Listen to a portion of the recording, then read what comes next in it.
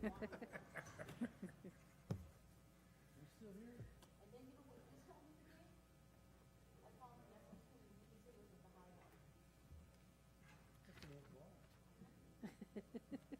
was standing right in the corner. Oh, yeah.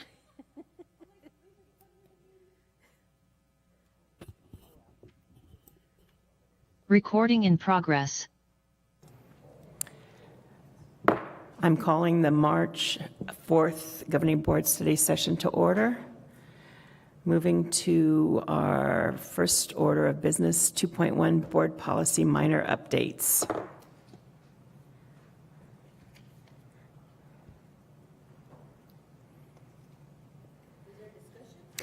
Jeff's going to talk to us, and then we can ask questions.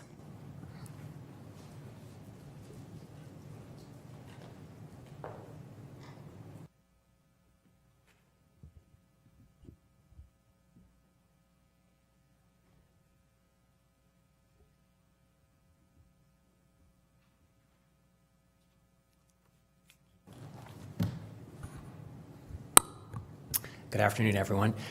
So just to explain that item, the board policies, I think there's 7 of them, that were included in this packet, if you will, are the next round that are going out to the governance groups and for public comment. But before we did that, we just wanted to see if the board had any particular questions or aspects of them that there were questions or concerns about that need to be addressed before, as we go through the comment and revision process, before we bring them back to the board for a vote at a meeting later this spring.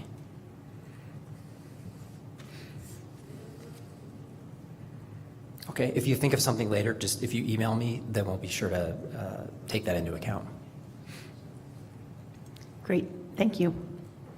And item 2.2, the Drockman Properties Advisory Group update.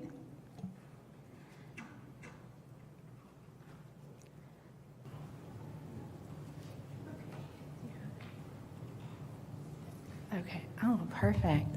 Hey, thanks for letting me come today. I wanted to provide you an overview of the Drockman Properties Work Group to date. So you can have a little bit of information prior to the April board meeting where this will be more formally on your agenda. Today, my presentation has 4 parts. One, I want to provide just kind of a refresher on what the board actually asked the work group to do. I also want to tell you a little bit about the membership of the group.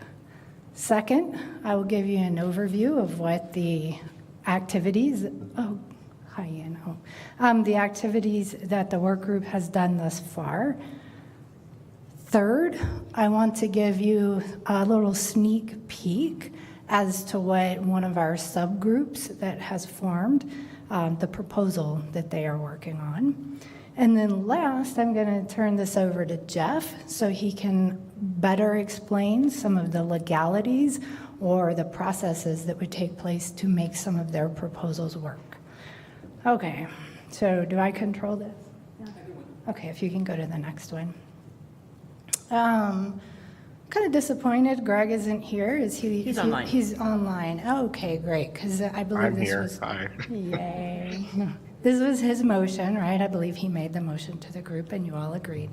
So what the work group was actually asked to do was to identify uses if we renovate for adaptive reuse, and then identify a way to fund those uses, right?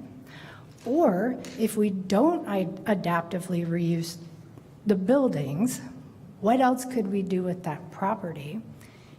And how could we fund that, right? Okay, so that's what we were asked to do. Okay, next one. Additionally, the board put forth that we should invite certain individuals to participate, and maybe not individuals, but groups, right? Like Thrive in the 05, the city, the Tucson Historic Preservation individuals, and some of the neighbors that spoke. So we did that. I've got a list here. I don't know if you can read them all, but these are the folks that have been actively participating and are part of our group. Now, to be clear, There were others that were invited. For instance, you asked us to invite Pima County, someone from Pima County. We did, they accepted, they just haven't been able to participate. We also asked some local businesses that live right along, or that work right along the Drockman properties to participate. We asked several, a couple have agreed, but they have not been able to participate. But I do want to tell you specifically about 3 of our work group members who care a lot about this project. Let's see, it's actually Christina, that's a typo there. Christina Schultz is the president of the Bronx Park Neighborhood Association. Bronx Park is the neighborhood that Pima's downtown campus is in. She can see the campus from her house. I can see her house from our campus. She's that close of a neighbor. We also have Mike Edmonds. He lives in the Tucson house. He spoke to the board last fall about those properties. He's a strong community advocate. He works very hard for the residents that live in the Tucson house along with him. And he also happens to be a neighborhood ambassador for the Ward 3 office. Ken Scoville, of course, I think you all are familiar with Ken. He's from the Tucson Historic Preservation Groups. And those 3 individuals are heavily invested in this work for very different reasons. But they have worked overtime. They have put so much of their personal effort into this project. So let me tell you why. Many of these other individuals care about what Pima College does. For different reasons also. Some come because they're personally invested. Some of these individuals keep coming back every month because they believe they have expertise that will help us. So the 2 neighbors, right, they love this college. I was so just touched to get to know them and hear how much they think Pima Community College brings to themselves and their loved ones. Personally, how much they think Pima College helps the community, and how much they think Pima College's downtown campus adds to the neighborhood that they live in.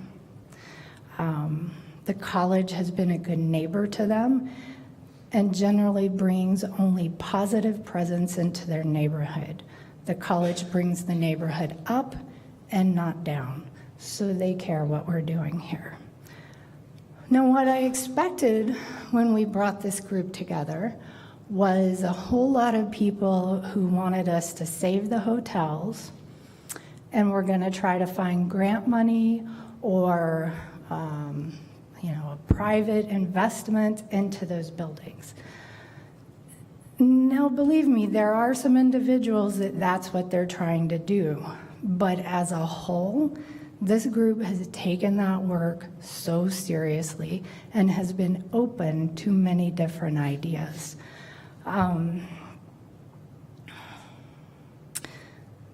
So it was not easy work, and it is not easy work, and we are not quite done. There is no magic solution. There is no easy solution to this work.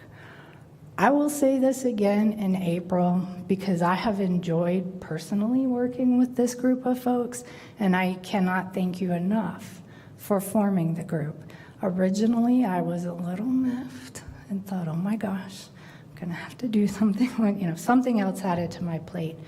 But what I have found is people that care about the college, care about the neighborhood, and are willing to go above and beyond to help us.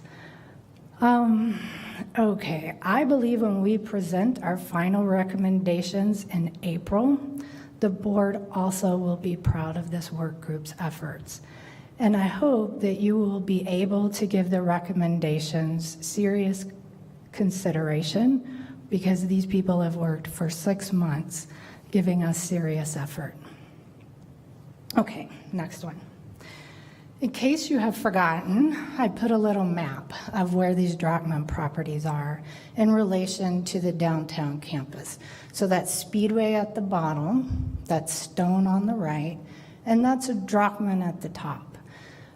So The Droutman Boulevard there actually gets a good bit of traffic, but it gets more foot traffic than most streets around the city. There's a bus stop kind of down the way. You can't really see it on these two photographs.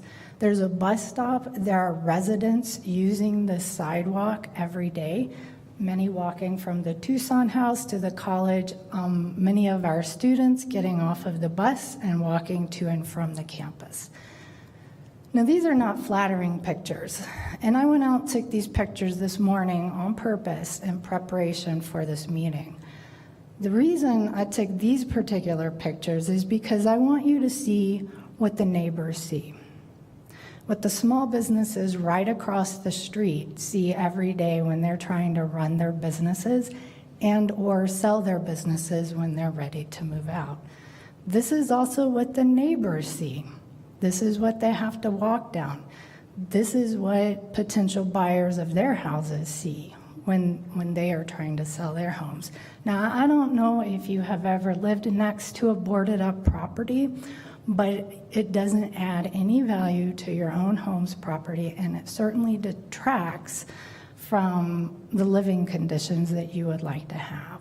So I bring this up just so you can even maybe better understand why the two neighbors have been so invested in this work. Okay, next. So here's what we've actually done. This is a little summary of all of our meetings. At our very first meeting, our interim chancellor provided an overview of the college's mission, vision, purpose. And then she also made sure that the group understood the directive that the college gave us, the parameters and what she believed the board is expecting.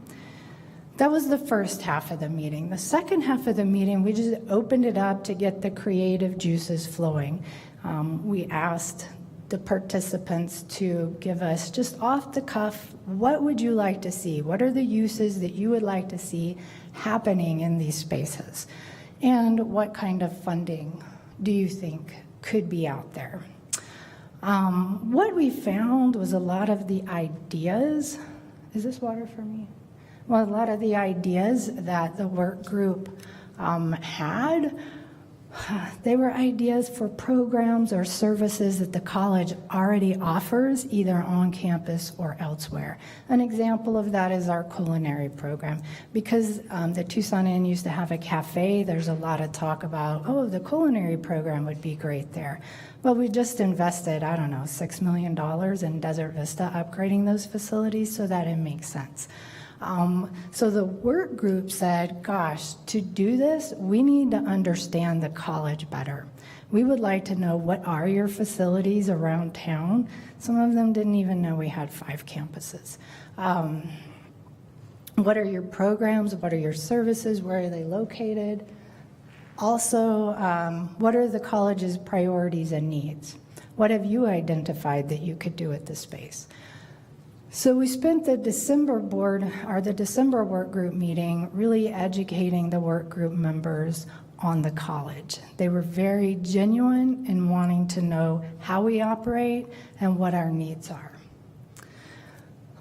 Also in December, we provided the work group a tour of the existing properties so they could really see what it looks like on the inside, what it looks like on the outside, what the condition was.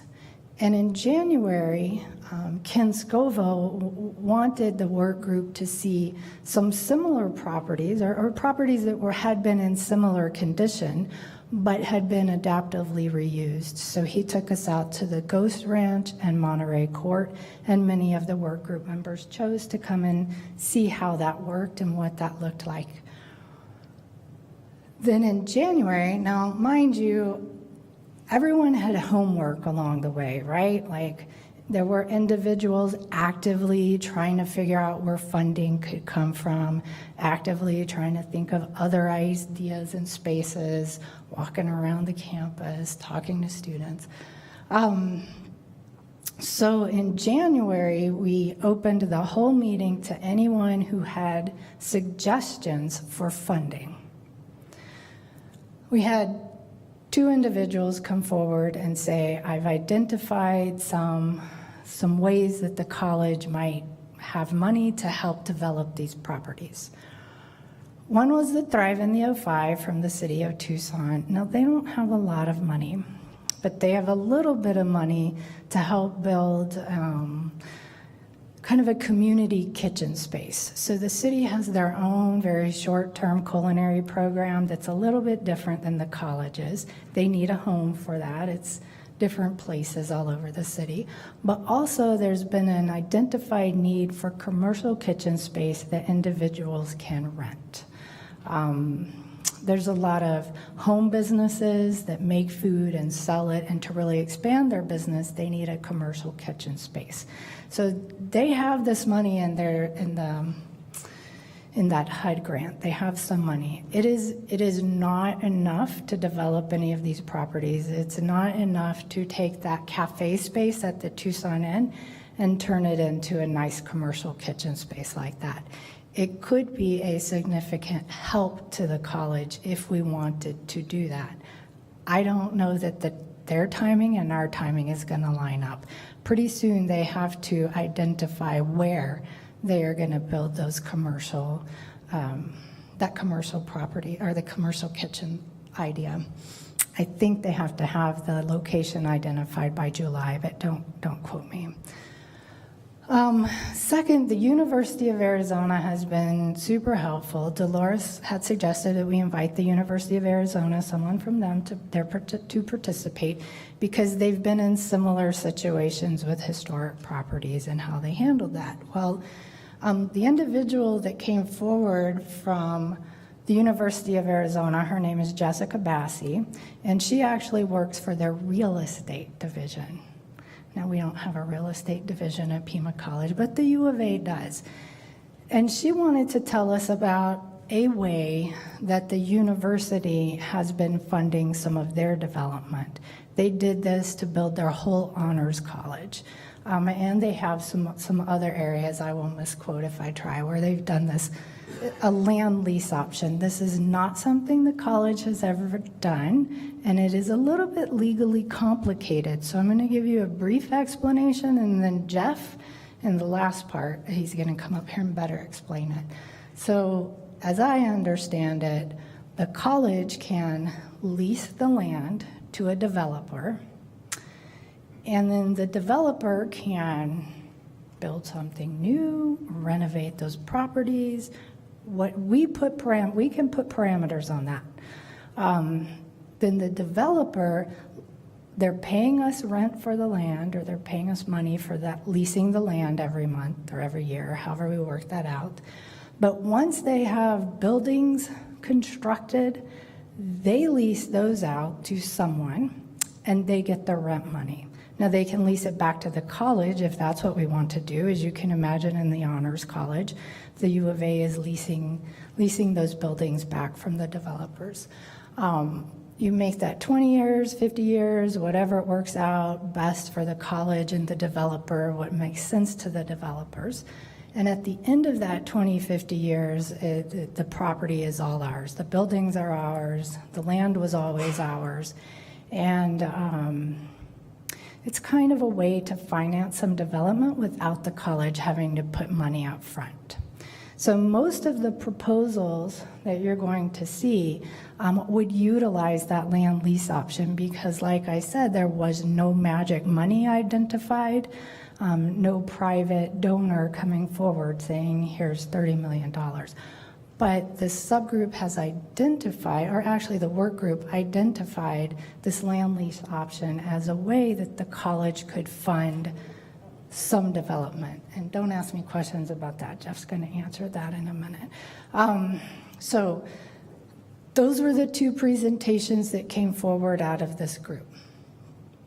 Throughout the month of February, some subgroups were formed that agreed to work on a section that would go into a land lease or an RFI, we'll get to that in a second, to identify the parameters that we would want to put on any development of that land.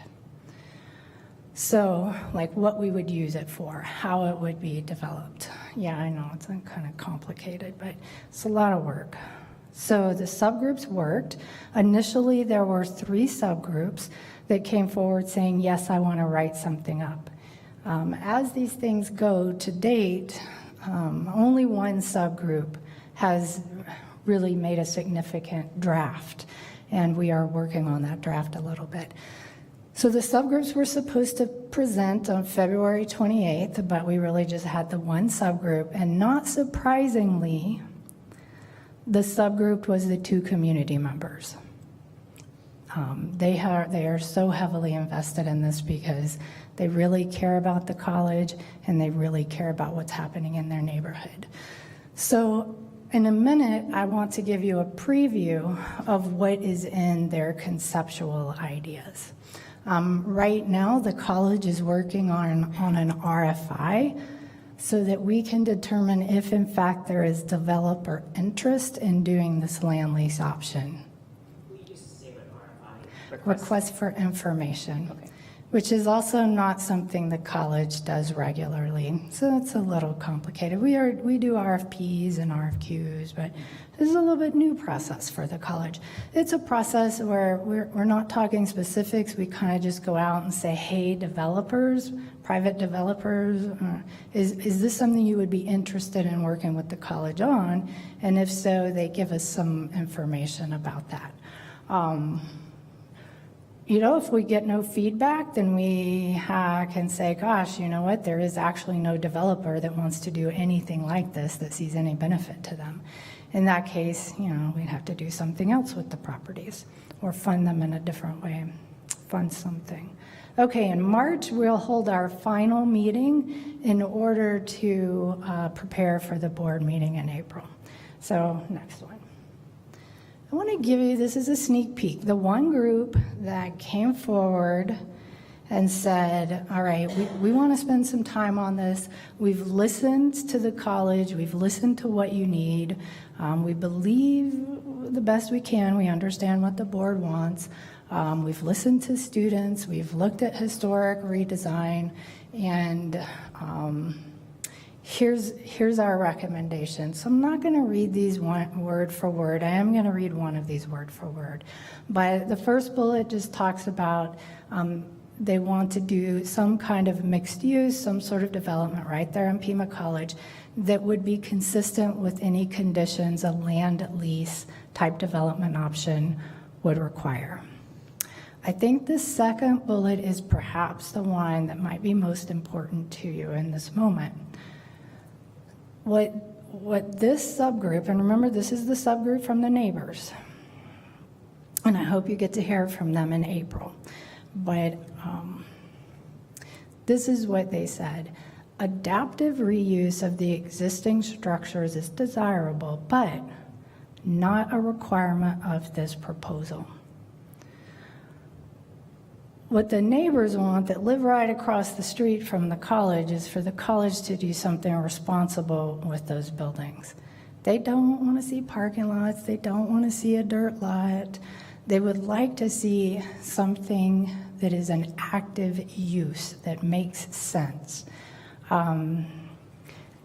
What one of the neighbors tells me over and over, active use is safe use. Something empty is dangerous use. It attracts the wrong people. It attracts just destruction of the properties, etc. So at a minimum, they would like the development should preserve the historic signage, and they would like to see an acknowledgement of the contributing facades, right? They would like to see the streetscape kind of have the same look and feel that it has, but it does not have to be those exact buildings. They want something innovative, a high-quality design that is aesthetically and functionally compatible with the development and services from both PCC and the community. So kind of what that means is they'd like a nice transition between the neighborhood and the college. I don't think they're open to multi-story and a higher density buildings and lots there. I won't read the rest to you. I'll go on to the next one. So they came up with their priorities on the design and their priorities on the uses. So these are the uses they came up with. Over on the right, I'll start with the right-hand column.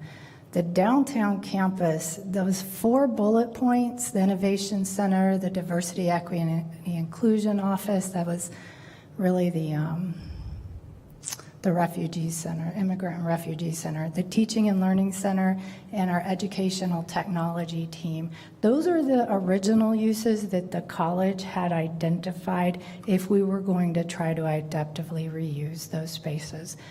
They are all great ideas. I would love to see them along Dropman if we are able to develop these properties. They are open to other potential PCC uses. One thing we talked about was moving the police headquarters to downtown campus. We don't have to move them from M&S, but there could be a lot of benefits to having more police presence right there along Dropman.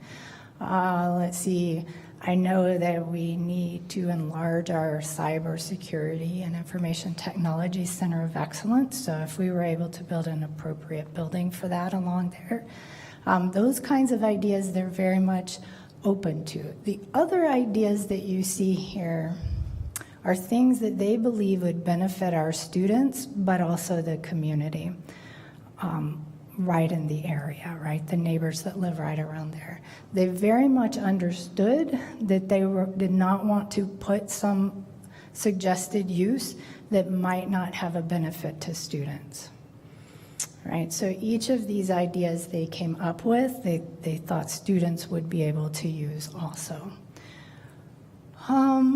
Okay, so now remember I said there were originally 3 subgroups and only one subgroup, you know, as these things go, came through and did some. There's still a possibility that another proposal type for this land lease funding option might come forward. They're going to have to hurry up and finish it. But as of now, this is the only one that we have. So if we have more than one, we will bring them both to you in April. So do you have any questions about my part before I turn it over to Jeff to talk about land lease or the RFI process? That would be Jeff. No. I don't have any questions, but thank you for this. It's nice to see, you know, we're taking something that was kind of a mess, and it's nice to see some organization behind it and some positive thoughts and momentum from all those different community partners that, you know, were a little confused and disoriented before. So thank you, Nina, for everything you've done to wrangle that, and I'm glad it turned into a positive experience. Thank you. Yeah, it's been a fun group to work with. I think future partnerships, nothing to do with these properties, will come out of this group as well. Yeah. And Nina, just express our thanks to everybody in the group. We really do. It was a mess, and this doesn't sound like a mess. So hopefully those land lease options will be a possibility. Thank you. Sure. Thank you.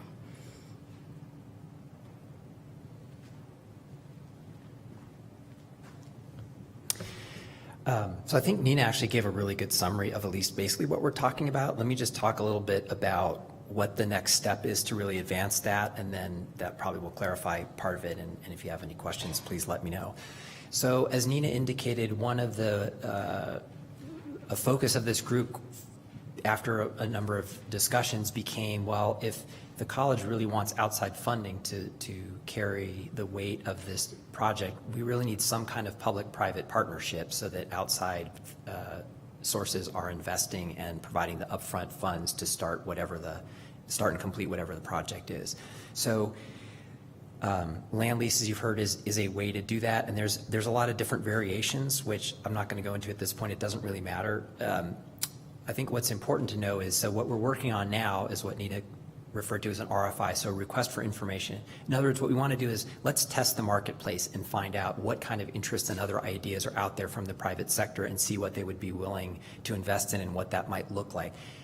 An RFI does not commit the college to anything. It really is we're a public entity. We have this need, we have this interest, we have this opportunity. We want to see what's available out there. So the committee's been working on parameters that they thought would be helpful to include in that. And on the staff side, we've been reaching out to our counterparts, mostly at the state universities, who have done this to get samples and figure out, well, okay, how do we do this? And how do we make sure we send this to the right places so that we get private sector investors and developers who would be interested in doing some of this.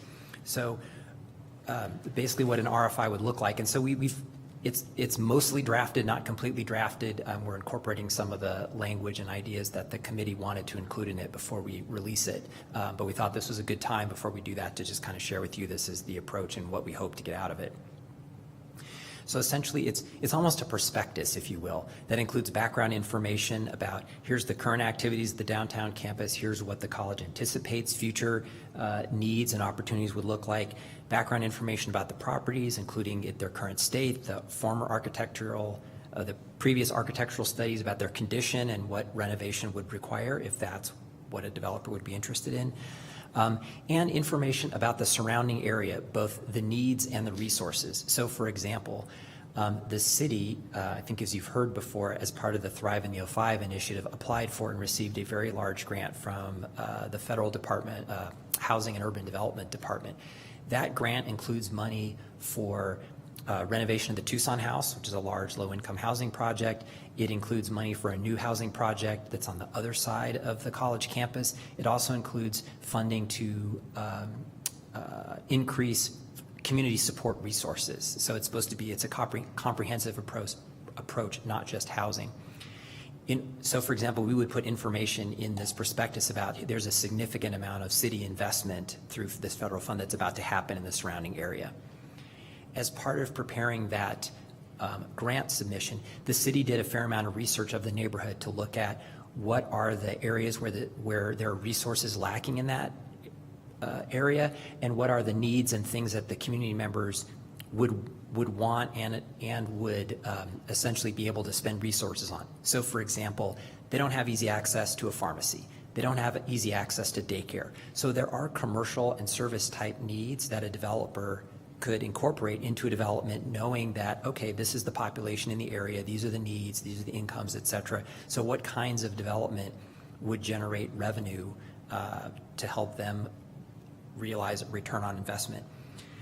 There are also other resources that would make this a potentially attractive place to develop. So for example, I don't know if you heard in the news recently, the city is looking at doing an express transit line that's going to go from Tucson Mall ultimately to the airport. Well, the preferred corridor is stone. So in other words, there's going to be a really enhanced public transit component that's going to run right next to where we're talking about. So there's a variety of planned investments and improvements that are coming to that area. All of that would be included in this sort of prospectus, if you will, so that private developers know it's not them by themselves. This is what the area looks like. This is what the planned future looks like, an investment which hopefully would attract more attention. And as noted, the committee has identified a number of possible uses, some of which are college specific, but some are things that would jointly benefit the college and the community. Like, for example, if there were a commercial low-cost daycare provider, or if there were some additional food resources that would be helpful for students and employees as well as community members. So essentially, we're creating this prospectus as sort of a package of all this information that we will be targeting sort of to the real estate investment and development community, and see what kind of responses we get back. And it's sort of a balance between putting parameters on there and making suggestions, but trying not to do it in a way that constrains anyone's creativity, because what we're hoping is we may get some ideas that we hadn't thought of. So what's going to happen is we'll get these concepts, I'm going to call them proposals, but they're not like commitments of this is exactly what I would do. This is we can imagine doing this.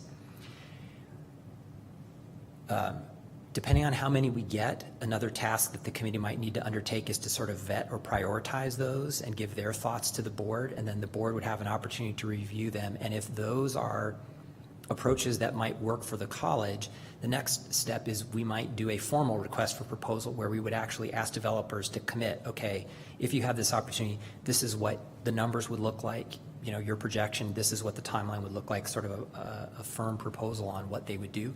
That would still require a fair amount of negotiation. Is it 20 years? Is it 30 years? How much of it is college use space? How much of it would be space that they would lease out for some kind of commercial purpose. So a lot of unknown parameters that we would have to figure out once we get the proposals, but that's kind of the direction. So the idea, hopefully we'll have some back by the April board meeting. It might take a little bit longer than that, but essentially we'd have a sort of a suite of concepts and general proposals, if you will, for the board to consider that would demonstrate what the possibilities are using private sector investment as the primary means to develop the properties. And then we could see whether that is something that the board thinks is a viable option or not. Yes. So how much will an RFI cost us? There's not a hard dollar cost, so it's essentially staff time and the committee time in putting together the materials and then sending it out and reviewing it. So I'm not sure, there's no, we're not like paying someone to do this, we're doing it ourselves. Well, if we're doing it ourselves, it's still costing us money because we have to have. Right. So what I'm asking is approximately how much will that be? I mean, you can't give me a set dollar, but I'd like to know. Is it going to be the $10 million that we have there now? No, I think we're mixing things together. So there was money previously reserved. That has nothing to do with what I'm talking about. So what we're talking about is really the director of procurement and I and Nina are spending some number of hours. It's not a huge number of hours because part of what we've done is reached out to counterparts to get as many samples as we can. So we're borrowing from the University of Arizona, we're borrowing from ASU to put together a document. So boy, it's hard for me to give you a total estimate of hours, but it's not like it's become our full-time job, right? So I mean, yeah, we're talking at least several hours. Yeah, I mean, it's a few $1,000s worth of time probably. Right, and I guess it's also not like we're doing fancy graphics and stuff, right? So for example, all the materials I'm talking about, someone has already produced them, right? So we have the architect's report. The city has a nice study and a grant proposal that they put in. So what we're doing is basically linking key documents to this kind of overarching perspective. So if that was something you were concerned about, like we're not doing a bunch of graphic design, we're not doing fancy printing, essentially we're consolidating information to make it hopefully an attractive opportunity for someone. Okay, so will this RFI also include, so based on what the committees present and the funding that perhaps may be there, are you going to have numbers to show us how much we can anticipate getting for the project and how much will Pima College have to put, because the other part of it too, of course, is that, our resources are limited. Right, so that was part of the reason the committee, when we had some conversations about some of the sort of financial situation, that's part of why the committee gravitated in this direction, where the college either would have a minimal upfront investment or potentially no upfront investment. In other words, it's a way to have a private party or partnership of some kind put up the upfront money, and the college, if we wanted some of the space, either we would discount the lease of the land to the private developer in exchange for some percentage of the space, or perhaps we would pay to rent part of the facilities. But the idea is that the whole idea about this is to look for, and like I said, there's a variety of different ways to do it, but where the college would not be putting up any significant upfront investment. I kind of, personally, I like the use for the community and the students. But on the other hand, when I look at the amount of space that is not being utilized at our 5 campuses, I don't even know why we would be considering that. I mean, co-locating or getting rid of other facilities might be an idea, but I don't know that we're there yet. I don't know. I'll just leave it to the board and see what they decide. Comment, and then hopefully I remember my question. It just actually proved, but I have a vacant lot in Thrive in 05, and I get developers all the time asking me if I want to sell it, which I don't. But recently I've had 2 developers approach me with this idea that they would lease the land from me and they would build, and then they would rent the houses out, they would get the rent. So I think that this option, I've never heard of it before, but I think it is out there. And so that's really, really exciting. Did I understand, Nina, correctly, that at some point, the ownership of the building, no matter what, it would come back to the college? So in the future, we would have we'd have the full space for the college? Right, so the concept is there would be some package of development that a private developer would invest in, and that might or might not have immediate college use. Again, that all would have to be worked out and negotiated. The other thing that would have to be negotiated is what's the term of that lease, and so it'd have to be long enough for them to recapture that investment, right? So maybe it's 20 years, 25, 30 years. It's going to be some fair amount of time. But right, the other idea is at the end of that, they've made their return on investment, and then the buildings, the structures would then transfer ownership to the college. So at the end of this time frame, which again is a long one though, the college would own whatever that building or series of buildings would be. And then just my last question is, I'm sure that there's more that we have to, play with and figure out, because, who's responsible for the insurance of the properties, the edifice, the buildings, and, all of the things about, keeping it safe, keeping it looking good, all of that would have to be part of the contract, I would assume. Okay, thank you. Right, and so if that's the road we're going to go down, we for sure would want, so outside legal counsel has worked with the U of A or ASU, we would get one of those firms who would make sure we're including all of those points in whatever the contract is with the developer, so that we make sure we're covering everything and all those issues are addressed up front in the agreement. So yeah, there'd be a lot more work to do, but hopefully first step is let's see what kind of interest there seems to be out there and what kinds of ideas they think would be economically viable that also mesh with both the college interests and the community interests, which is where this process has been really helpful in understanding from the community perspective, the city's perspective, what are the kind of uses that they would be very supportive of.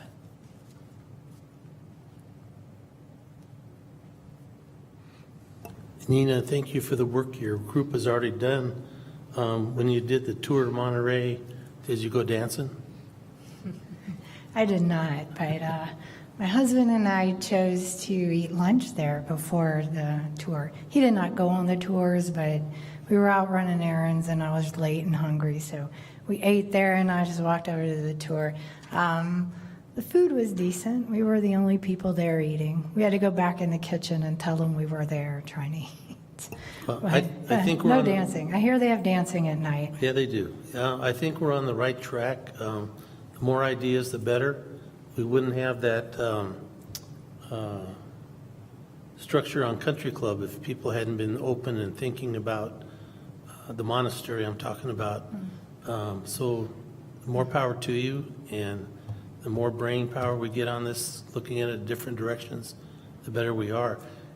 To you on the RFI, do we have any identified derailers that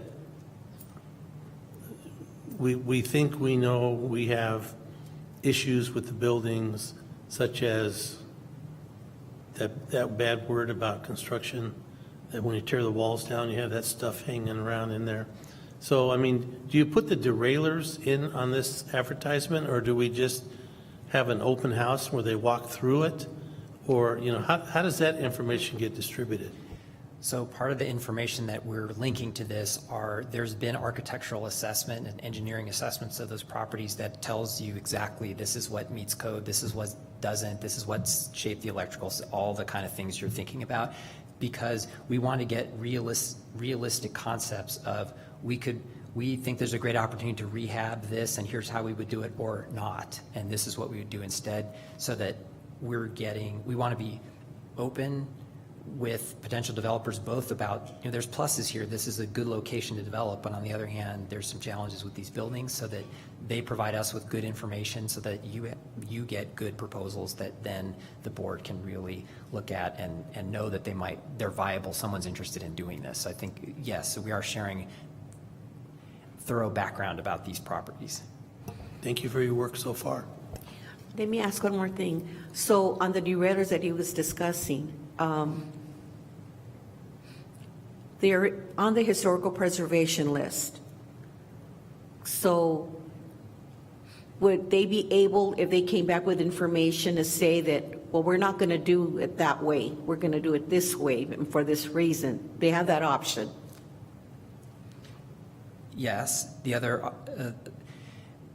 we're leaving it, we're interested in learning if you think you could rehab some or all of these buildings, what would that look like? We're also open to ideas where you don't preserve any of it and giving them a full range.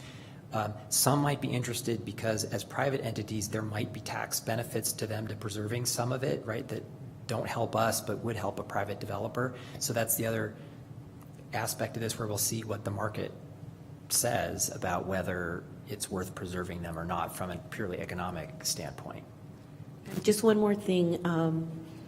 When you're talking about like a community kitchen or stuff like that, I mean, I think that in my view, I would not want to see us having a whole bunch of homeless people, in the area.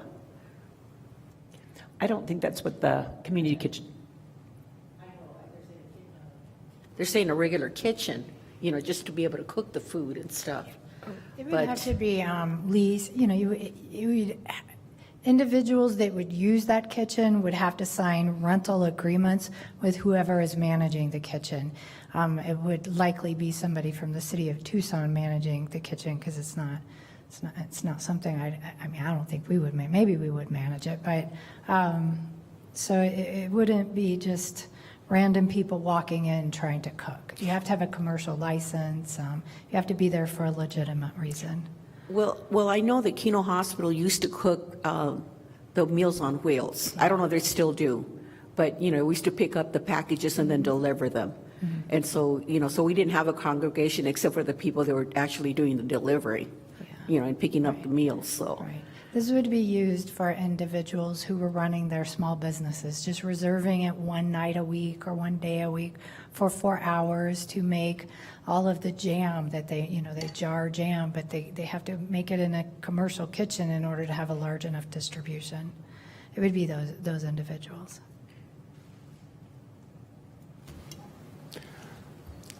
It's not a question, it's a comment in the beginning. I thank you for providing what the group is doing. I think it's outstanding. But my question is, or comment is initially we said that it's going to be a collaborative effort. I really would like to see what the commitments or any commitments at all from the city of Tucson and Pima County as well too. I know there's a lot of entities out there that can benefit as well too, because as city of Tucson and the supervisor, they also have to make it a true collaboration. Let's see what commitments they're willing to dedicate as well to. But overall, one of the ideas that really sparked at me is the housing. I know we have a lot of our students that there's a housing need out there, and they are in housing, but they're paying a lot as well too. But I think it's something to look at as well too, because not only Pima, but also the two other entities, they have an obligation and a service. But I would like to see what commitments and obligations they're willing to put forward on the table too. Thank you. Yeah. Thank you both. All right. Okay, and then moving on to 2.3, strategic planning update and discussion. Dr. Nick Richmond. Chair Real, members of the board, Chancellor Duran-Seda, colleagues and guests, thank you for letting us have time with the board today to talk about the strategic planning process, to provide an update and to have a discussion about some of the emerging themes that are developing for the committee. Do you all see my slide okay? Yes. Okay, yes. Great, thank you. So I'm here presenting with Kelly O'Keefe, who is one of the faculty co-chairs of the strategic planning team. I'm serving as the administrative co-chair this year. And today what we'd like to do is share a little bit of background about the planning process, the members of the planning team, and then have a discussion around some of the emerging themes that are evolving, both from a foresight point of view and these futures clusters, which I'll explain, and then some traditional planning priorities that are emerging. We'll share next steps, and then I also have a key question for the board that I'd like to get your input on today about the timeline for plan approval. So if you start with a little bit of the background about the planning process that we're using, the image you see here gives a sense of what the planning structure looks like at Pima today. So we have a number of different strategic level plans at the college. We have the Education and Facilities Master Plan, and the Education Master Plan largely informed the Facilities Plan. You have the Strategic Plan. These three combined inform the DEI Plan, the SEM Plan, the Enrollment Management Plan, that is, and the Climate Action and Sustainability Plan. And then we also have the Annual Chancellor's Goals. Each of these were, for the most part, developed by separate people. So we had different leads developing different plans, developing different disconnected sets of priorities. And this is one of the things that's led to us as a college having a very high number of priorities, because we have all these different plans that have lots and lots of good stuff, but they're all creating priorities that the college needs to focus on. And that means that we end up getting stretched thin. People are working on multiple priorities, and it's really hard to kind of pinpoint what really is the college's number one priority. So what we're moving to is a comprehensive planning approach. We'll actually be launching the first comprehensive planning year in fall of the current calendar year. And here we're taking a slightly different approach. So for 5 of these plans, so the EMP, FMP, et cetera, is listed here. The development for work for that and those plans will go ahead, led by the relevant teams, but they'll all get filtered through into the strategic plan. And it's in the development of the strategic plan that we'll do some gatekeeping on the number of priorities, make some choices and some recommendations about which of the identified priorities are most important, regardless of which plan they're coming in from, or rather which planning process they're coming in from. This will put us in the position where the strategic plan and then the annual chancellor's goals that capture those emerging priorities that we weren't really anticipating during plan development, those two things will help shape Pima's priorities. That will give us a more integrated process that helps to control the number of priorities, which will hopefully get us in the situation that rather than being kind of constantly stretched too thin, trying to do more than we really have the resources to handle, we can have a manageable number of priorities that represent the key areas that we need to focus on to improve and better meet the needs of the community we serve. So this is where we're trying to get to, and this is the process that we'll be launching, as I mentioned, in the fall. What we're doing in the current year is kind of like a mini version of that. With the timing on when Chancellor Lambert left the institution, we made the recommendation around about a year ago to extend the current strategic plan by 1 year, basically to buy us a little time to get the new CEO in place so that we can then do that comprehensive process with that person in place at the institution. So that was underway for the strategic plan, but within this suite of other planning efforts, the diversity, equity, and inclusion plan was due to be updated, and the strategic enrollment management plan was due to be updated. And so this year we're conducting kind of like a mini integrated planning process that includes these 3 pieces in these boxes you see highlighted here. We have 4 separate groups who are conducting the work, because the key with this integrated approach isn't that kind of like there's one group that's doing all the work. We have subject matter experts in each of these different areas who are taking lead on their respective planning process, and then they all come together through that strategic planning step. So for this year, we have the social justice team who are looking at priorities from an equity and social justice point of view. We have a group led through Phil Burdick, who's looking at enrollment, and we have a retention team led by Irene Robles Lopez looking at retention. And then we have the strategic planning team. And that SPT is the group that Kelly and I are here from, and that's the piece we'll be focusing on today. But all of these pieces are going to come together during the course of April. It will be for us to develop ultimately the recommendations that come forward to the governing board for approval for the next 2 years. In terms of the method we're using at the kind of the college-wide level that the SPT is focused on, we're using 2 different but complementary approaches. The first is a set of futures methods from the Institute for the Future. This is a newer approach to planning, which we've used a couple times now. And then we have these very traditional methods from the Society for College and University Planning. Now, the first of these from IFTF is a method that we use, these futures methods. This is really about trying to develop a plan by looking forward. The methods here are about trying to look for kind of clues and signs of where things are evolving and how things might change, and using that to try and anticipate where we may need to go as an institution. And as you can see, the list of items on this slide give all the different kind of processes that are available to us through that system, some of which we're using, some of which we're not, but we're primarily focused in the prepare phase for the work that we're doing this year. Then we have this more traditional approach from the Society for College and University Planning, usually abbreviated to SCUP.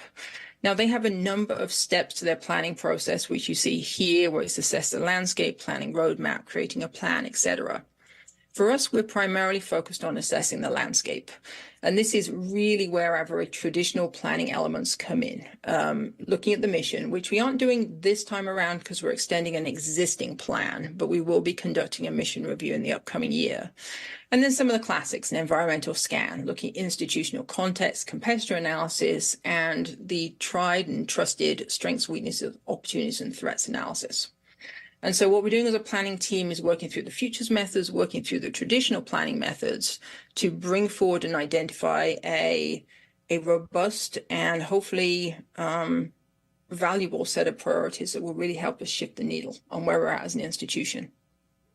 And the difference here with these traditional methods is they typically rely on looking backwards to figure out what the plan needs to be. So we're combining the backwards looking methods and the forward looking method to hopefully give us the most optimum set of priorities that we can identify. So our next step is to think about who's involved in the process. And for that, I'm going to hand you over to Kelly. Thank you, Nick. It's good to see everyone again. And so what I'd like to review here is all about our stakeholder model.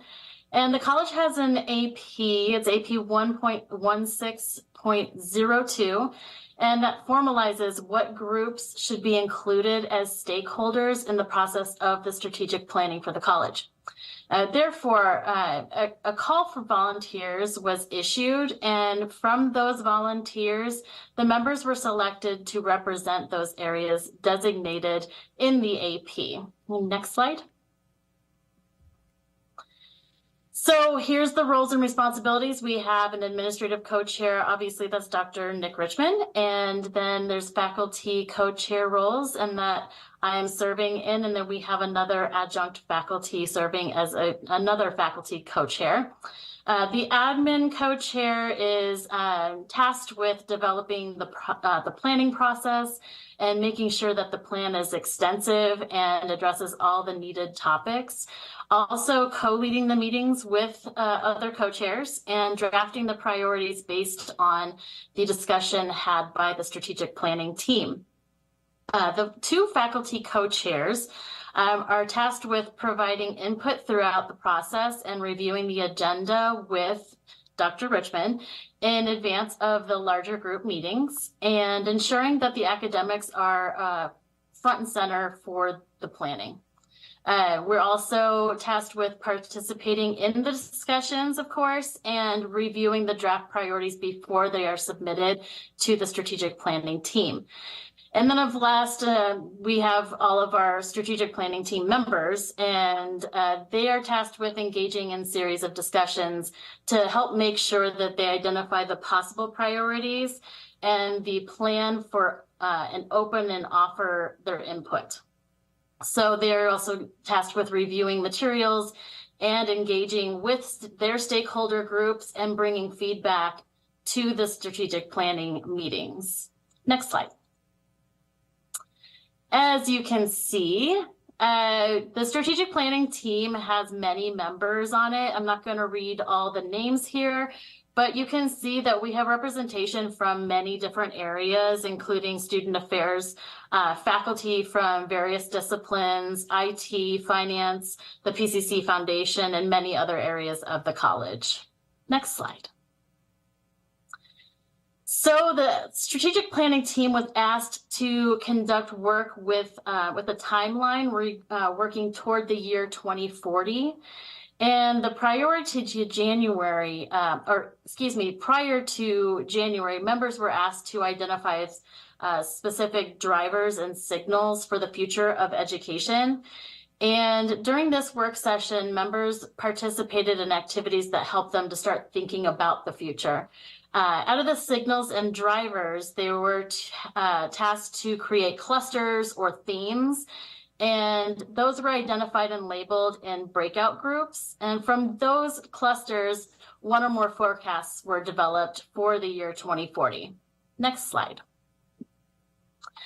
So this is one of the activities that the strategic planning team completed, and it's called Find Future Me. And we'd like to do this activity with the board, and it'll just take a minute or so.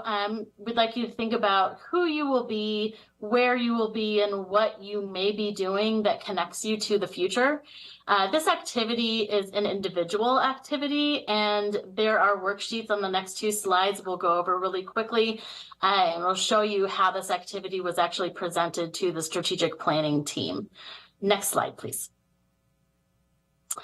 So here we go. The Find Future Me. This is, it begins with our future selves are strangers to us. This isn't just a poetic metaphor. It's a neurological fact. Actively imagining our future selves can make the future feel more urgent, prime our brains to pay closer attention to it, and motivate us to actively shape the future today. So in completing this activity, this tool helps participants reverse certain behaviors in our brains that make it hard to think about the future. It also primes the brain to be more open to a different future. It also increases the cognitive flexibility in the area of our brains that are activated when we start thinking about ourselves. And lastly, this activity places ourselves in the future that we are trying to explore. The next slide, please. So this next slide here is the worksheet, so to speak, that we had members fill out individually. And we're just going to take 1 minute here and ask the board if you could answer these questions to yourself. And after 1 minute, we will come back, and I'm hoping that one of the board members would be willing to share what their answers were, but no pressure. So we'll just take just a minute here.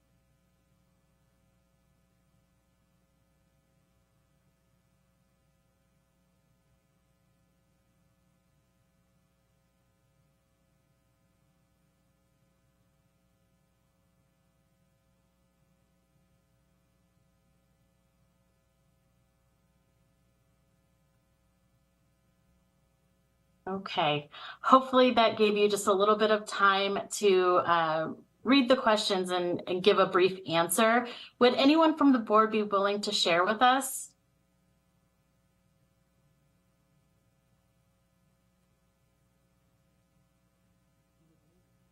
No? Okay. Well, we can move on. No pressure. It's fine. We'll go ahead and go to the next slide there. This is just an example of some of the signals and drivers that our members of the strategic planning team came up with. And we used technology that was electronic Post-it notes and kind of clumped them together to create these clusters. So as you can see, there's some examples here.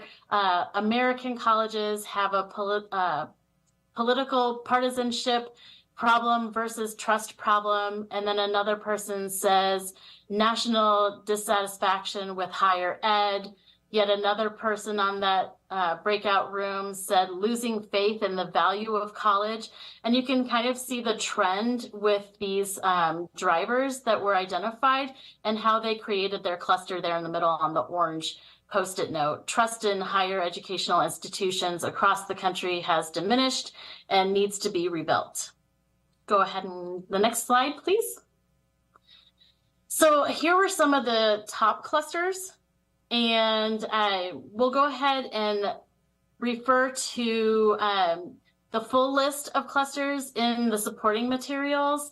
And that's something that I'm sure you have, the board has links to. The strategic planning team were invited to select their top 2 clusters from the list and the following other clusters that had the most votes. So trust and value and interest in higher education was number 1, and then number 2 was to focus on AI and technology. The 5 clusters were tied in third place, and that included degree cert strategies, PCC's business model, and focusing on what our students need.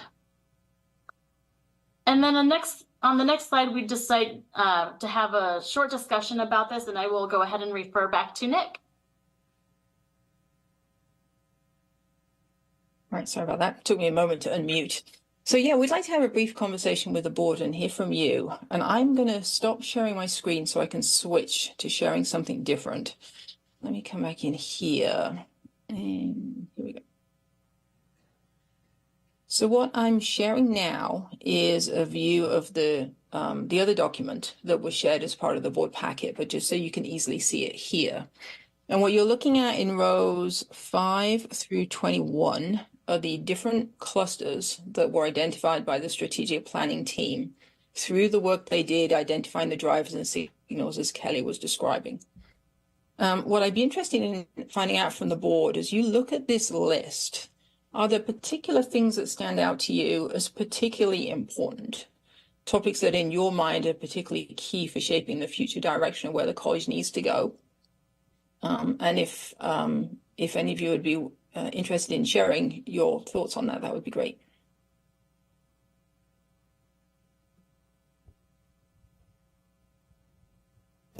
Was any of your conversations along the lines of training people for occupations that don't exist? We haven't had that conversation yet, but it has come up in different circumstances. I would say that artificial intelligence and the impact of that is a somewhat common theme that has come up throughout the conversations. And I think kind of a logical next step in that is like, well, what does that mean, right? Both in terms of work, in terms of how we deliver an education, and those jobs that, as you say, don't exist now, but may well exist down the road. There are articles on that will certainly go to the planning team as we have that conversation. So it's a great point. And I'll make note of it to add to the list, make sure it's captured. So it would seem to me you'd have to have conversations on several levels. One being, what do we have to do to prepare a student for immediate entrance into the workforce based on the occupations that are currently available and the skill set? And how do we take another student, and prepare them for the next level for occupations that don't exist, that we may be able to predict the skill set that's going to be needed in order to prepare for the next 5 or 10 years? Absolutely, that's a great comment. Thank you. Other thoughts from the board? What Dr. resonates Richmond? with you from this list? I was just going to mention that when the Post-its that were all listed all seemed to be very negative and very heavy and very, I guess negative is a good word. But I sort of see change in the future in a very optimistic sense. When I was a little girl, my mom bought one of the first calculators. She was a physics teacher, and she was just so excited because that was going to change education. And, no more slide rules, having to spend all that time teaching students how to, use the slide rule. And then it was just 4-function calculator, right? So it didn't do any of this stuff. They still needed the slide rules to do, logarithms, et cetera. And then we get, in my generation of teaching, we get graphing programmable calculators, and the same sort of thing happened that, this will be so much better because we won't have to spend all the time, and we changed with technology. We got better. We incorporated. It was exciting. It was really fun to learn new things. And so I hope that when we think about the future, sure, we don't know what's going to happen, but as long as we're, teaching critical thinking skills, math, communication skills, I think that we'll be able to, meet the needs of the future jobs that aren't even out there. Hopefully, as long as we continue to make sure we have high standards for students, expecting them to get great jobs and do great things. So thanks for doing all of this. It's our pleasure. And we have really interesting conversations as a group. And there is sometimes a tendency to find the problems that we have to solve for. But ultimately, the future is an optimistic place, right? We get to build the future for the college. We just need to work to make the right decisions today of the areas we need to prioritize in to improve that learner experience, to make sure our programs are preparing students for the jobs of today, the jobs of like 10 years down the road from now. And so it's an exciting conversation because we can help the college be successful in its purpose, right? To transform lives through affordable education. And it's the best kind of conversation to get to have. Are there other comments from the board? It seems to me that many of the jobs of the future are being developed a few miles north of here or west of here.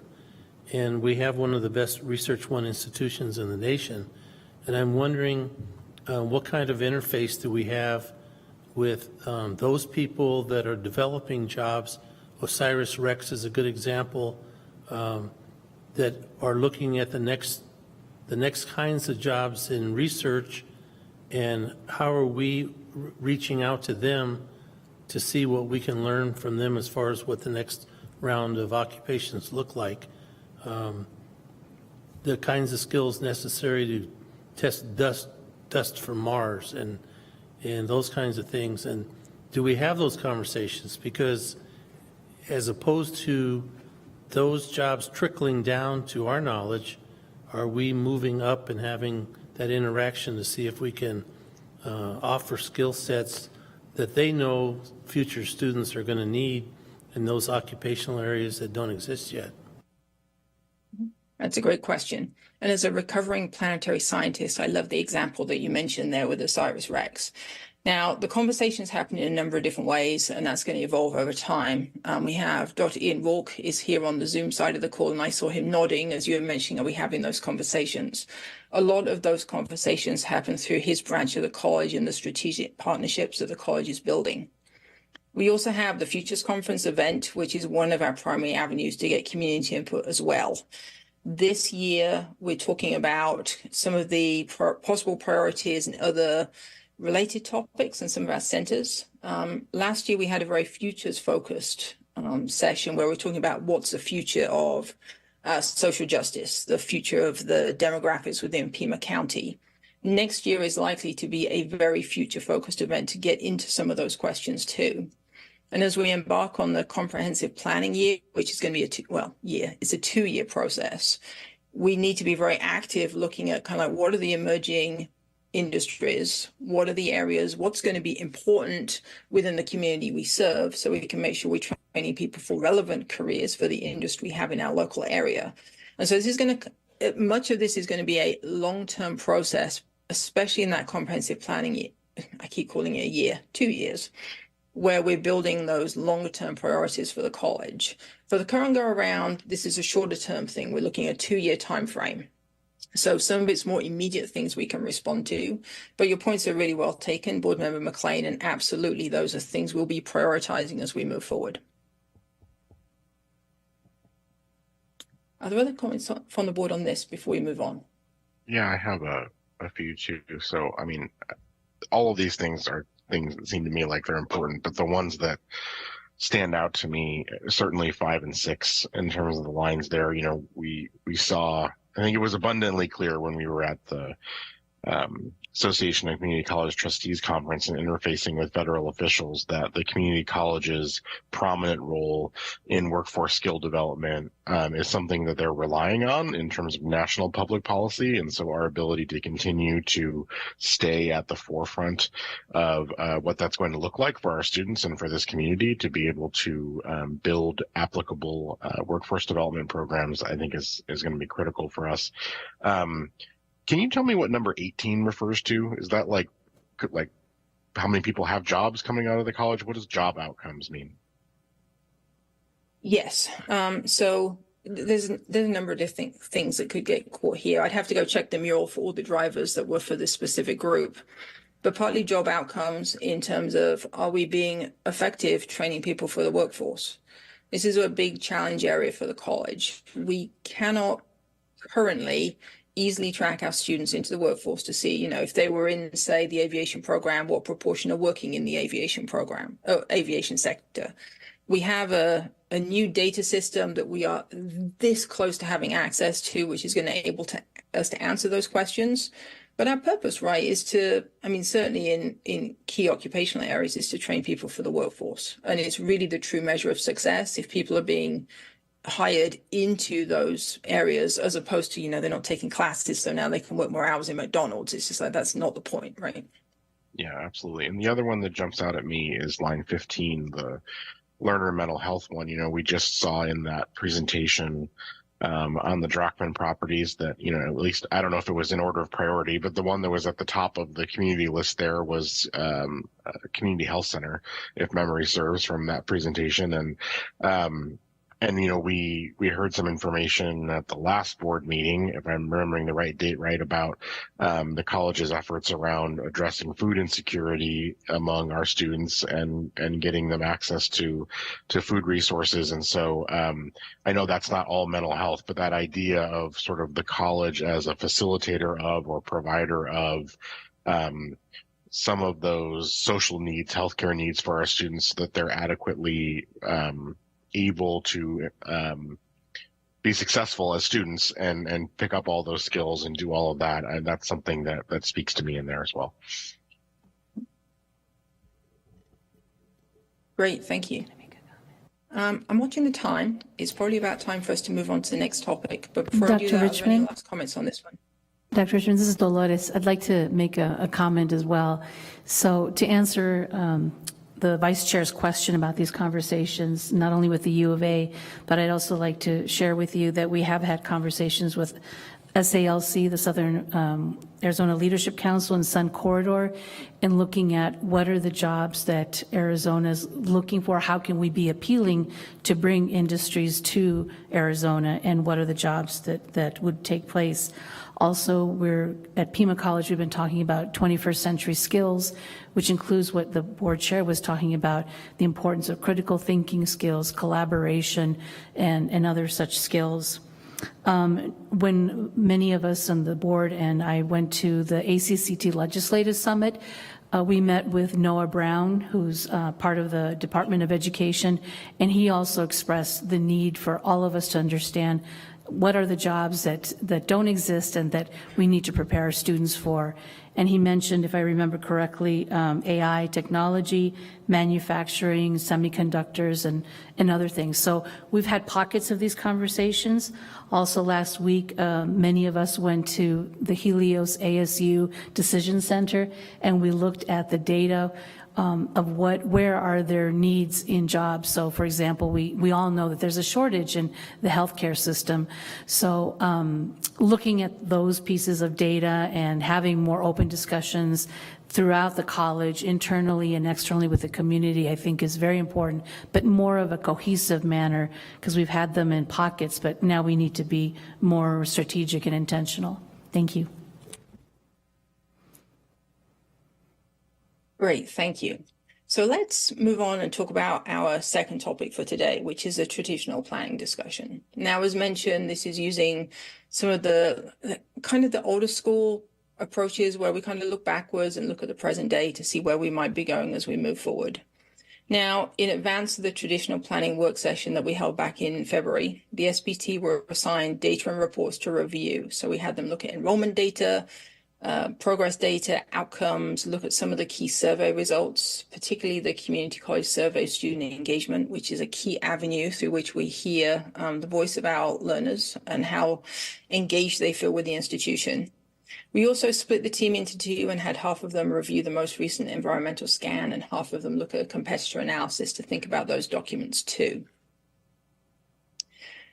So then we put them into a work session. We had 3.5 hours with them and we discussed these three primary areas. So there was a conversation around either the environmental scan or the competitor analysis based on whichever group they'd been in. Then we had a discussion about institutional context. This is a conversation that focuses on the history of the institution, the complexity of the institution, and the culture. These are all key things to talk about to try and understand Pima today, because we can't develop meaningful strategies for moving forward unless we really have a good sense of who we are today. So we know where we are, where we can build from, and kind of figure out where's our starting point today that we need to move from to get to kind of the future that we want to reach. And then we conducted a strengths, weaknesses, opportunities, and threats discussion as well. Now we're watching the time a little bit. We know we have until 6 o'clock and we want to make sure we have time to talk about some of the detailed priorities, but we want to invite the board's perspectives as we think about a SWOT analysis. And in particular, we'd like to hear from the board about what you consider to be the college's strengths, because there's a tendency, and Sherry Al, you touched on this actually with your comments, we often think about, well, what are the things that aren't working that we need to fix? But reality, what are the things we're good at that we could be even better at to kind of build even better services for our students, better programs, all those kinds of things? How can we be even better? And so we want to invite your input, board members, on what you consider to be the strengths that we could leverage moving forward. What are your thoughts? My two, my two top strengths are people.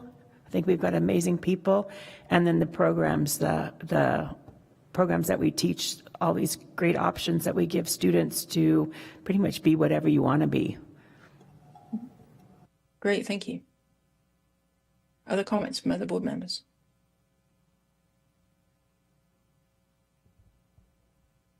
I think one of our strengths is our ability to move in a direction that's reactive to the requests made by community, whether it's business, workforce activities. When asked to design a program or a plan that would help educate people to enter the workforce and meet the needs of that corporation, that it seems that, like in the past, we've been able to do that very quickly and very well. Great, thank you. One of the weaknesses that I think that we have is what? Oh, strengths first. Forget it. Yeah, you guys already said it. Right. Other thoughts around strengths? I come back in reference to the strengths as mentioned a while ago. It's not the people, but the community, because the community expands not only from those young people, but also to the adults and everybody in between. I think that's a community that we need to look at in preparing the young people, but also embracing them when they reach at the 18, 19-year-old, when they're going to be here at the college. Great, thank you. Are there other thoughts on strengths? And Board Member Garcia, I noted you had a weakness you wanted to share. So let me open up the other categories: weaknesses, opportunities, and threats. Are there particular comments or items that any of the board would like to share and highlight to make sure we take them into account as we're working on the planning process? Well, the strengths, we have great faculty members who teach our students very well. The resources the college gives are outstanding. We have some great programs. And on our weaknesses, I think that equity and inclusion is extremely lacking in certain specific fields, not in all of them, just in some of them. And I think we need to reevaluate that, specifically the healthcare field. Great, thank you. I think we've got a great opportunity to fix our website and the admissions area, because if we could fix that, we would not have students turning away before they even get through the door, which would improve our enrollment numbers. So I think fixing the website and making sure that students don't get the runaround when they're trying to apply and be accepted, that would just be a great opportunity that we actually need to act upon soon. Great, thank you. Other thoughts on any of these four? I think one of the weaknesses we have is at times the organizational self-talk can be negative and self-defeating. So if I had a magic wand, I would change that. And don't ask me how to do that. And the biggest threat I see in the future is the fact that the legislature is not our friends, and it's going to be financial. There's already a financial burden placed on the college for trying to prioritize resources. I see it getting much more difficult to do that in the future, and I think the only way that's going to change is if we can, again, get an allocation from the state legislature. Great, thank you. I think there's also a demographic reality that we have to face, and that is probably both a threat and an opportunity. As the pool of traditionally community college aged students shrinks, at a time when the competition for higher education opportunities for those 18 and 24-year-olds is increasing, or has continued to increase, we need to make sure that we're not just designing programs and opportunities for that traditional community college age group, but also for adults through their careers, or even into retirement for that matter, so that we are able to effectively serve a wider range of age bands, so that we are not as negatively impacted by those demographic realities. Great, thank you. Right, let me move us forward now. We have another discussion coming up shortly. So based on the conversations that the SPT had, we prepared a very rough working list of the possible kind of priorities and things that the college might tackle. The list is part of the document providing the additional materials. It's kind of all over the place in structure. Some things are a couple words, some things have a couple sentences. This is very much a working document at this point. And we invited the SPT to select the items from the list that they considered the most important, so we could try and do a little bit of preliminary prioritization. The topics that received the most votes were enrollment, sizing the institution, and providing support for learners who are new or struggling. And that last one in particular, I would highlight as you look through the list, and I'll switch over to the other screen soon so you can see that. There's a lot of different items that touch on support for learners in kind of different ways. So that's been a clear theme that's come through the conversation of how do we support our learners, help them be successful, and help them get the support they need to help them succeed. Fourth place was tied across a number of different things, leveraging Pima's value over the competition, improving accountability, etc. We also gave the SPT the option to identify 2 priorities that were not on the list that they considered to be important. So we have a few additional items that we gathered that way as well. And this is kind of typical of a lot of the conversations we're having with different groups, is like, give us your ideas. What are the things we need to think about? And then the SPT will go in, talk about those different ideas and try and kind of consolidate around a few key things. And so with this, we'd like to turn this over for a conversation with the board again to get your input on these priorities. I'm going to switch to the other screen and slowly scroll through the list. It's more than I can fit on one page. And I'll hand you over to Kelly, who will take point on the discussion. Yes, thanks. So looking at that list, I believe Nick is going to bring it up here.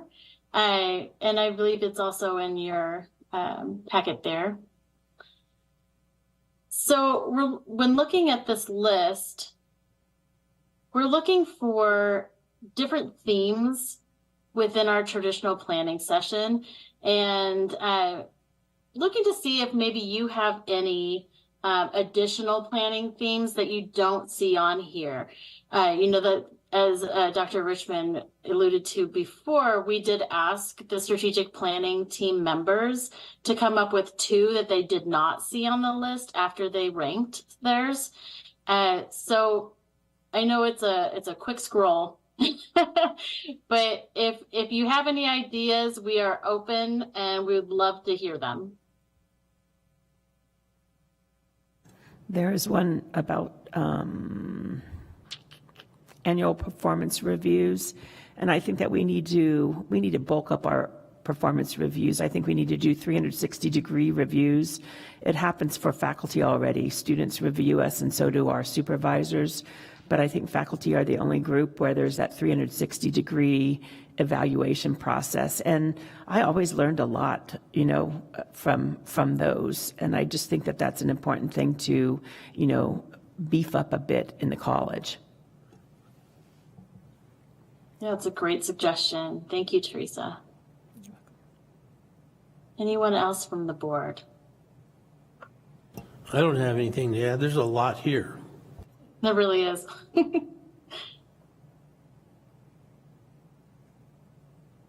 And something I might add, if there aren't new things that the board would like to add, are there things you are seeing here that seem particularly important to you that you would want to see us prioritize in our conversations?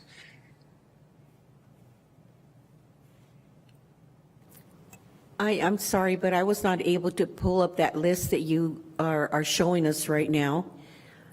But anyway, the one thing that I'd like to ask is, do you do any type of assessments, or are we doing any type of assessments? We had a student that went to our legislative session up in DC, and he mentioned that he had completed the course in public safety or for police. What was it? Law enforcement. Law enforcement. And at the end, he had graduated and then was not able to get the job because he was colorblind. So are we informing the students beforehand on if there's any of those kind of specialized tests that they may need to be able to pass before they start a program? Oh, in my area, which is health information technology, we do. We often speak to our students before they even begin the program, make sure they know what criteria is needed before they go to school and earn their certificate or their degree with us, to make sure that they're someone who can get a job in the industry, because there are some very sensitive areas within healthcare and data security. So in my area, we do. Nick, do you know of any other areas that do a screening like this? It's a good question. I'm not sure. I made a note. I think our best option here might be to follow up on this one and check and find out. I'm going to hope that we do in these different areas, but I don't know for certain what the process is in the different programs. So we'll check and we'll find out for you. Thank you. Thank you for that question.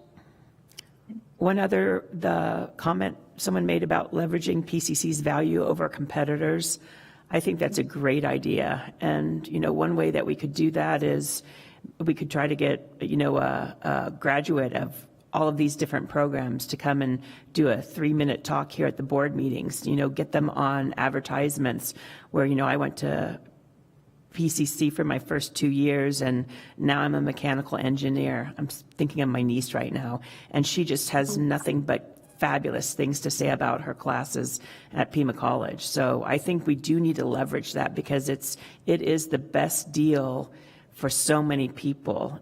And I don't think we do a good enough job of having our graduates, our alumni. I don't even know if we have an alumni association, but, we need to leverage those groups of people to talk more about their great experience so other people will think they can do it too. Mm-hmm. And I just want to add a little bit more with, sorry, go ahead. No, go ahead. I was going to say, I'm going to add a little bit more about what Teresa was saying is, today I was out collecting signatures to run for the board. And one of the gentlemen that I met was saying that his daughter had graduated from the nursing program at Pima and how proud he was. And now she's a psychiatric nurse. And so, yes, there's a lot of really good publicity out there. And I do believe that bringing in some of those students to talk about their experience and what they're doing now would be great, really helpful to us. Thank you. Yeah, and I can actually think of a few graduates myself in different programs that would be very willing to come and speak to the board if that's something you would like. So that's a great suggestion. Thank you. You know, one more. On the advertisements, you know, TV advertisements, not just coming to Pima, but what have we accomplished? What have they, you know, what has it meant in their lives would be a good advertisement? Thank you. Mm-hmm. Just recently, there was a video put together in the IT cybersecurity area with students involved who, they have responsibilities within their life, children at home, insecurities in different areas, and they are coming to Pima. They're doing very well. They're in these videos that the PCC Media, I believe, has put together. And it would be wonderful if we were able to do those kinds of videos in all areas.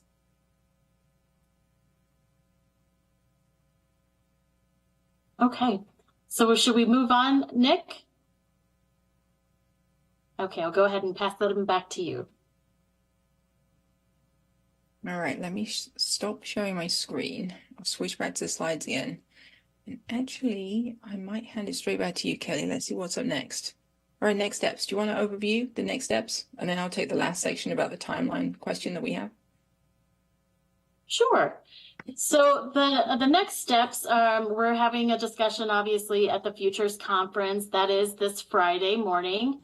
And it's in mid-March, we have the strategic plan update sessions, which will include the embedded planning activities for our attendees. And the March strategic planning team topics are going to include some of the areas in which our members can see that we can do some cost savings within the college and get some different ideas as to where they see where we can save some money. We're also hoping to get a student panel that's, of course, tentative, as you can see there. And then also we're going to have a review of all the ideas that were generated by the 23-24 data sessions. So we can go ahead and move on to the next slide. Thank you. In April, we're going to have the 4 groups that Dr. Richmond spoke of before come, and they are going to get together to draft the 2-year extension to the strategic plan. And the draft priorities will be open for comments from internal and external stakeholders once they are developed. So we hope to have some comments come in and see what other people are thinking about that as well. Next slide. And the goal is to bring the priorities to the board for discussion and approval in June. But of course, we will need input, and that's something that we're hoping to get from the board, from other stakeholders as well, hopefully the community. And then the comprehensive planning process will start in the fall of this year, and it will take about 2 years with the resultant plan going into effect for July 1st, 2026. Next slide. All right, great. So you want to take this over, Nick? Do you want me to, or do you want to do this one? Perfect. Nope, Okay. Go ahead. All right. So thank you for summarizing the next steps, and board members, thank you for your input today. We are having a lot of really good conversations on the SPT, and we're generating lots of ideas. One of the things we'll do in April is kind of refine this list down. We're not going to come to you with a list that's as long as all the items in this draft list you see here. It's going to be a subset, a small list. We're going to prioritize and try and recommend the most valuable things for your consideration, input, and ultimate approval. But we have a key question that we need your input on. So with the chancellor search underway and the possibility of bringing on a new chancellor over the summer, we need to get your input on your preference regarding the strategic planning timeline. So the slides have 3 options, which I'll just run through briefly. It could be one of these 3 options. It could be something else. But we want to make sure we get your input and that we proceed according to a schedule you're comfortable with, because ultimately the strategic plan is yours for approval. So we want to make sure you're comfortable with what we're doing. So the option that we've been working towards as a committee was to bring forward the extension to the plan in June of this year. This was the plan back when we started the planning work in the fall semester. And the reason we're kind of reconsidering that now is simply because of the timeline of when you hope to bring on board a chancellor and a new CEO. Now, there are some advantages if we continue with the originally planned timeline. So we'll have a refreshed set of priorities informed by internal and external input. This is good because we're moving into year 4 of a plan that was developed back in 2020-21. So it's kind of getting a little bit stale, right? So we want to reconsider whether we've got the right priorities in there.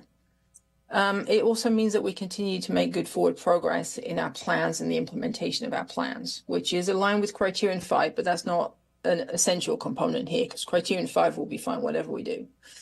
The downside, however, is that if we bring the plan to you in June, it won't be informed by ideas from the new chancellor. And they'll be walking into the college with it's not really a new strategic plan, an extended strategic plan. We're just extending what we already have. And so they won't have the opportunity to inform that. But as a note, we can at any point revisit the strategic plan. We're doing it now. We can do it again. And also we have the annual chancellor's goals, which is another opportunity for the chancellor to have a direct voice in the priorities of the institution. But it is potentially a downside if we bring a new extension to the plan online before they get here. Option 2 would see us deferring plan approval into fall of 24. This has the advantage that the incoming chancellor, if they are able to start over the summer, as is the goal, will have the opportunity to inform the plan. It might add a little bit of additional time, though, because any adjustments to the plan would need to get posted again for input from internal and external stakeholders. But if we move it to this one, either for option 1 or option 2, this board and the current composition of this board, you all would be the ones who would be setting those priorities for the college for the next 2 years. A couple of potential downsides: if the chancellor is from outside the college, they won't be that familiar with the institution, so it may be hard for them to give good, robust, meaningful input when they've only been with the institution a short period of time. And as mentioned, the timeline could get a little challenging because we'd have delays because we then have to post it again. And so realistically, it would probably be around about December it would come forward for the board. And this would mean that we're working from a slightly older set of priorities, which might be a negative in terms of us being able to make good, meaningful progress, but we're only really talking about a few months. So this is not kind of like a critical issue if we delay. And then another option, the third one, is that we defer plan approval into the spring. This gives plenty of time for the new CEO to get on board, up to speed with the institution, inform the planning work. It also gets us through what will doubtless be a very busy period of time with the HLC visit. The fall will be quite busy with that work. And there'll be plenty of time for us to get input from internal and external stakeholders on the adjustments to the plan that may come about through the input from the new CEO. Some of the potential downsides with that timeline is that with the board election coming up, we don't know what the composition of the board will be in January, and the new board would be the ones who is approving the priorities. It's also possible we'd need to take things back to the community at the Futures Conference in 2025. And as noted, there would be this delay in refreshing Pima's strategic priorities, and which for this timeline, we'd be getting towards potentially a year delay from where we could be. But it's really the decision of the board.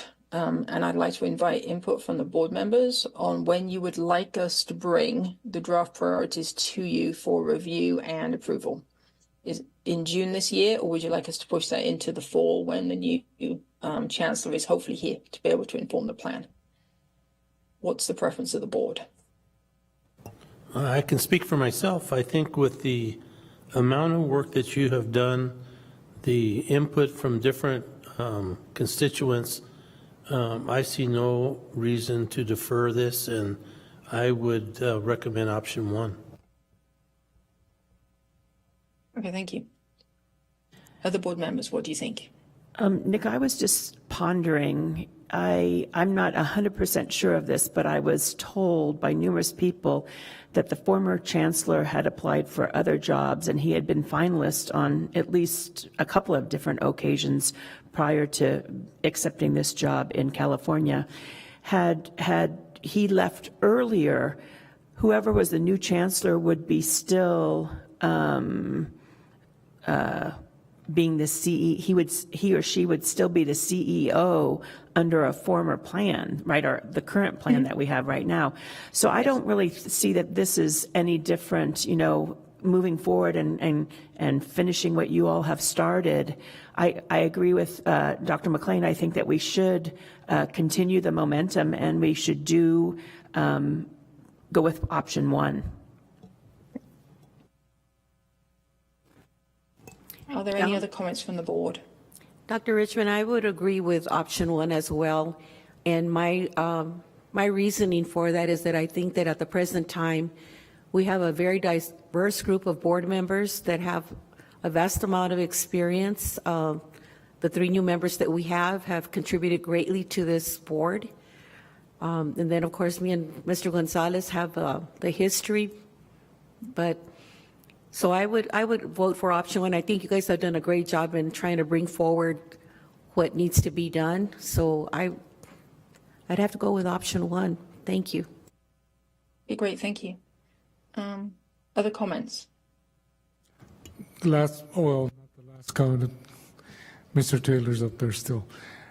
I also believe that option 1 would be probably the best that we have. I think it's, as we all know, it's ongoing. I know we're going to be meeting with a different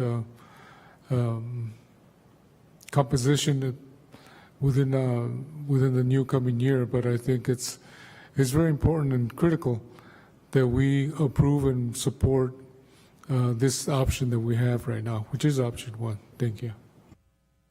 Great, thank you. Board Member Taylor, do you have any comments? I concur. I think we can keep moving forward.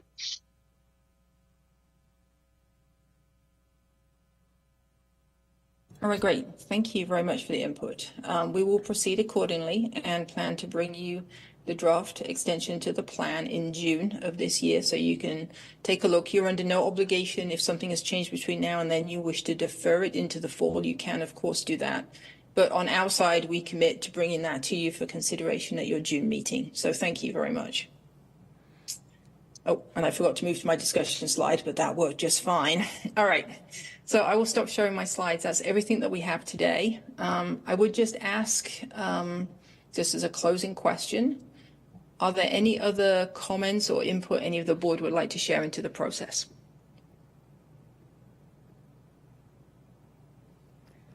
I don't think of anything right now, but if we have a thought in the next day or 2, we can always email it to you, correct?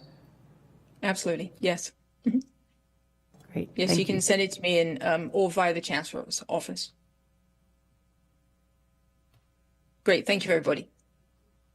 Thank you. Thank you. Thanks, Kelly. Okay, well, I think we've come to the end of the meeting. So any final thoughts, or I'm going to adjourn the meeting? My final thought is thank you, everyone. The information was great. Yeah, I really do think that this, especially this last presentation, it was very, it was refreshing. I feel like I got a lot out of it as a board member, so thank you. Okay. The first one, too. Yes, actually all of them. Yeah. The first one gave me a lot of hope. Okay, I'm going to adjourn the meeting. Thank you. Thank you. Recording.